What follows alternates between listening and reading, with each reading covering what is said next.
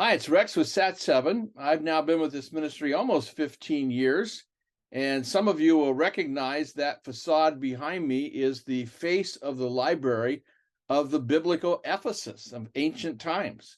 And I was privileged, along with my wife, to visit there. You can walk on the cobblestone streets that likely the Apostle Paul walked right upon. You can see the public baths. You can see, of course, the amphitheater.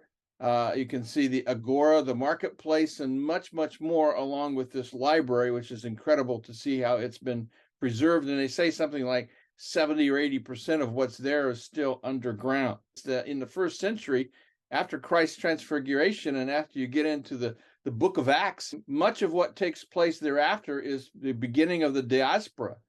And not only the Apostle Paul, but all the disciples were scattered and they carried the truth to the ancient world.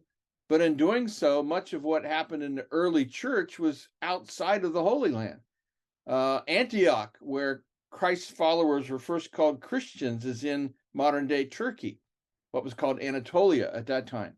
The 7 churches of Revelation, including Ephesus, are all in Turkey, Anatolia, and now modern-day Turkey.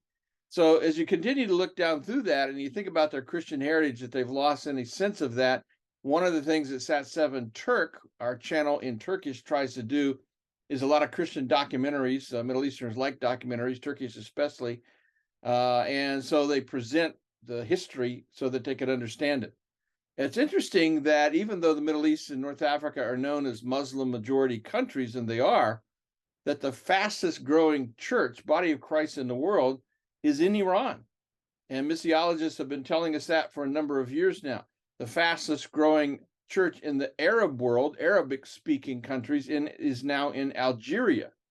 And what people are thinking may be the next fastest growing church, believe it or not, is in Afghanistan, where, of course, the Taliban is oppressively and ruling and persecuting in the process. So persecution and oppression, God has always used it. We don't want to pray for it. We don't want to experience it. But at the same time, that kind of severe adversity causes people to seek out Christ and ask those deep questions about, is God there?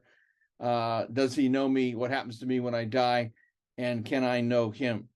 And Sat7's commitment, of course, is to share the gospel and to make God's love visible throughout the Middle East and North Africa. It's a pleasure and a privilege to serve in that way. And I'm grateful that God has allowed me to be part of it.